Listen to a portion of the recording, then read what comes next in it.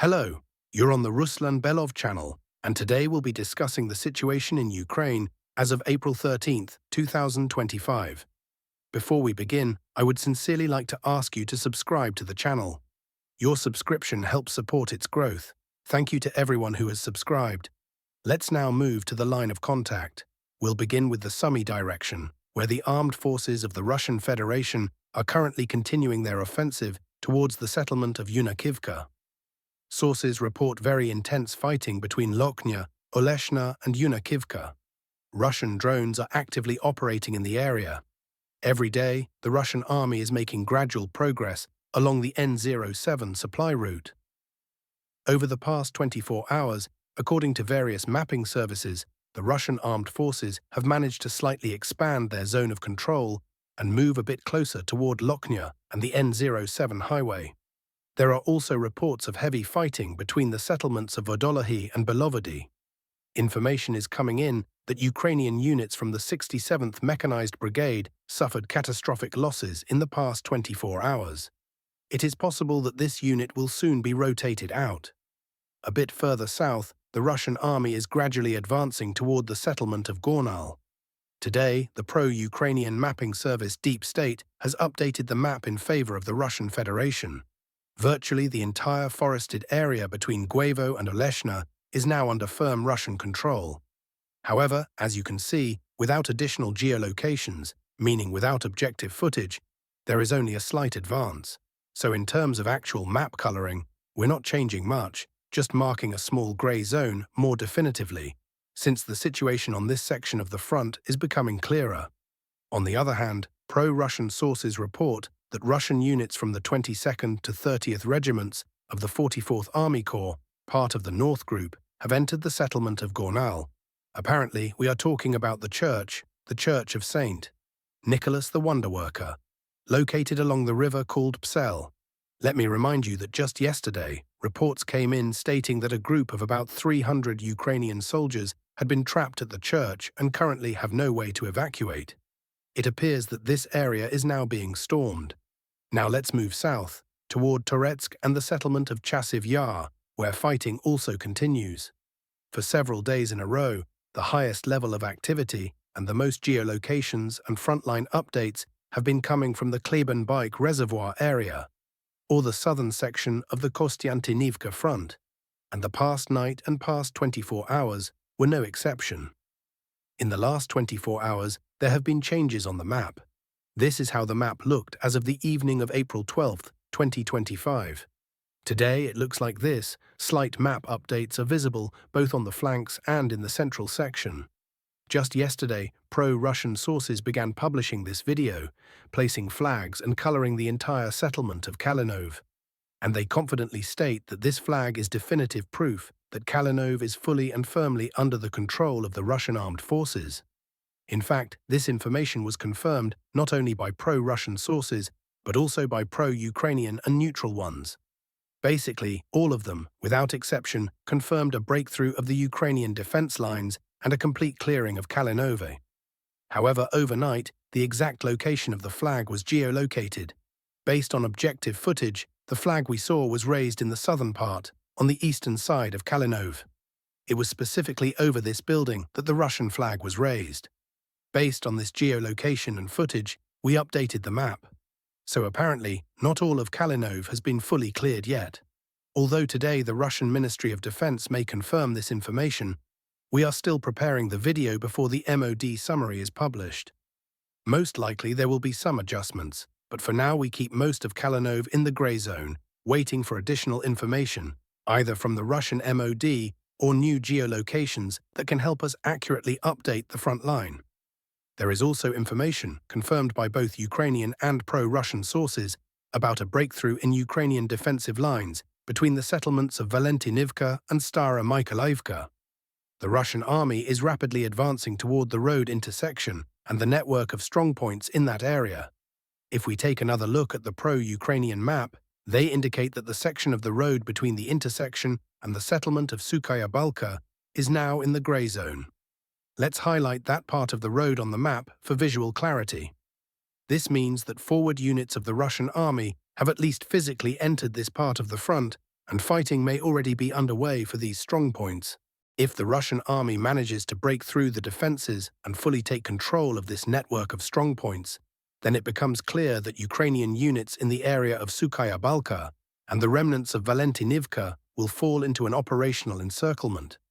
Their only option would be to retreat northward, toward the settlement of Romanivka, possibly within the next 24 hours. Additionally, it appears that serious problems are looming for units of the same 109th Territorial Defense Brigade, which is positioned in a pocket south of Stara Mykolaiivka. We also see that at the moment, the Russian army is rapidly advancing from Zelenoye Pole in the direction of Alexandropol. Russian units are also pushing quickly toward Hnativka across open fields, where another network of strongpoints is located.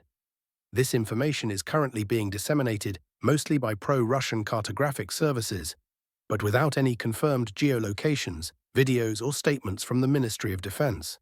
However, it seems that a turning point in the battle for this salient has been reached. Despite the limited territorial gains, only about 20% of the salient. The main defensive line appears to have been breached, and this pocket will likely be cut off by Russian forces in the near future. Of course, we're not talking about hours or even days, but possibly within a few weeks, perhaps during the April military campaign. The Russian army is also continuing to deliver fire strikes on Ukrainian positions in the settlement of Novopoltavka, in an effort to prevent any potential flank attack on the advancing Russian units in the Tarasivka area. Let me remind you that a few weeks ago, reports indicated that Ukraine had deployed the 157th Infantry Brigade to this area. Its main task was to establish a defensive line and prevent a collapse of the front. It's hard to say whether they were successful, but we can clearly see that the front in the areas of Zarya, Hnativka and Romanivka has either collapsed or is continuing to collapse, and this situation is only likely to worsen in the near future. Next, let's move on to the Pokrovski section of the front. Today, geolocation footage was published from just north of the settlement of Kotlina. In this footage, we can see Ukrainian drone strikes on Russian army positions in that area. A large number of strikes were recorded, and as a result, we have recolored the contested territory back under Russian control. Let me remind you that contested territory means that at some point over the past 2 to 4 weeks, there were reports, mostly from pro-Ukrainian mapping sources, about Ukrainian counterattacks. These reports indicated that units from what was believed to be the 155th or 152nd Brigade had carried out counterattacks. Some footage appeared to support these claims. However, today, new footage confirms the continued presence of Russian forces in this part of the front. Just south of this area, the Russian army continues its advance toward Novopavlivka and Alexeyevka, pushing into Ukrainian defensive lines. Let me remind you that on April 10th, the Russian army launched an offensive on this section of the front using a large amount of equipment. By the end of that day, the first objective control footage was published, confirming a breakthrough of Ukrainian defenses in the area of ravines named Stavkove and Balka Orakovo. On April 11th, new footage emerged showing large Russian military columns moving toward these areas, and based on that, we updated the map. By the end of April 12th, additional map updates were made based on data from independent neutral mapping services. On April 13th, more geolocated footage confirmed confident control over forest belts and a continued Russian advance toward positions held by Ukraine's 35th Marine Brigade.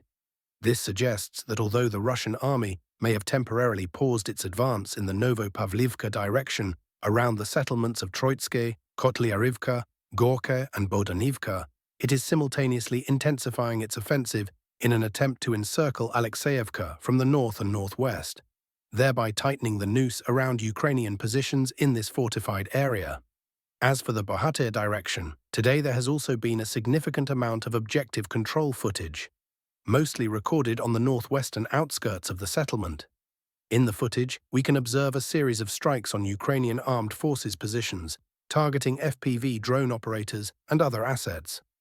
The most important detail is that the strikes are now being recorded in the northwestern part of Bohhatier.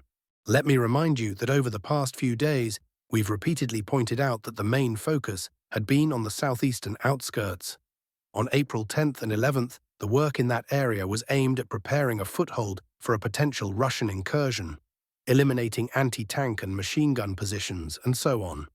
It now appears that the clearing operation in the southeastern part of Bohhatier has been completed, and the focus has shifted to the northwestern part. Strikes are being conducted against reserves and FPV drone operators who could potentially target Russian convoys moving along the N15 highway.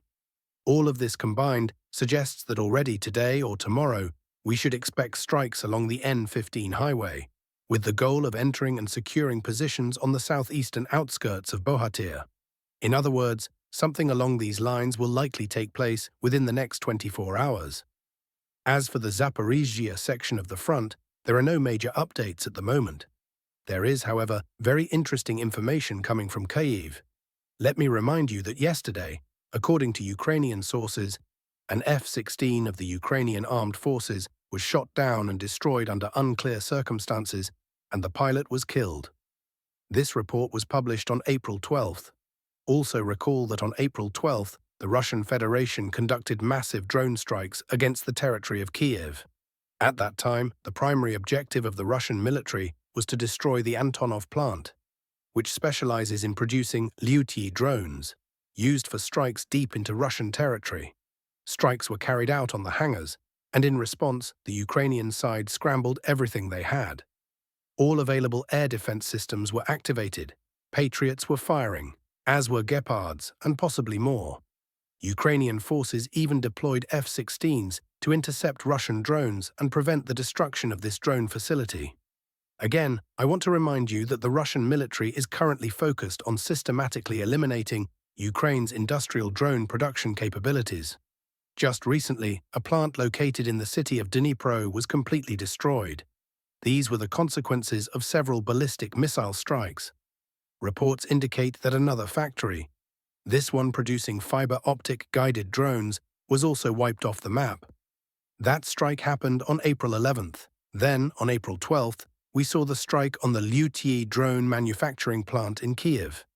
Now here's the point. Today, reports came in that a Ukrainian F-16, presumably deployed to defend the Bohhatier drone plant, was shot down.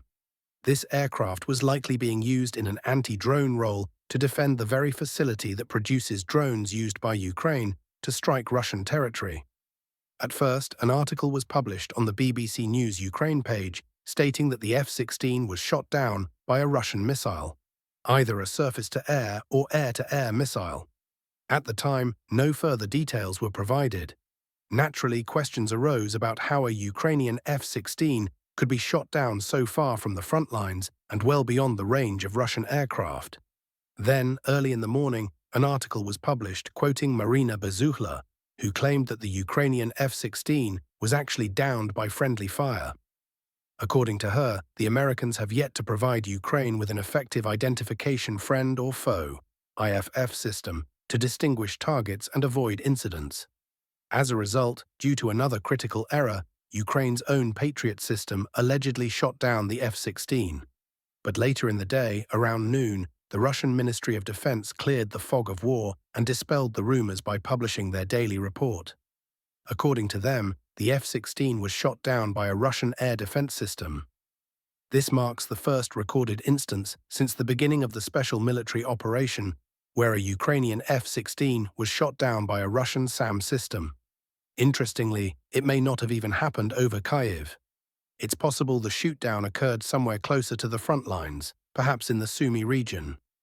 Well, we'll keep watching to see how the situation develops. And that's all for now, dear friends. Don't forget to subscribe to the channel, leave a like, and all the best to you.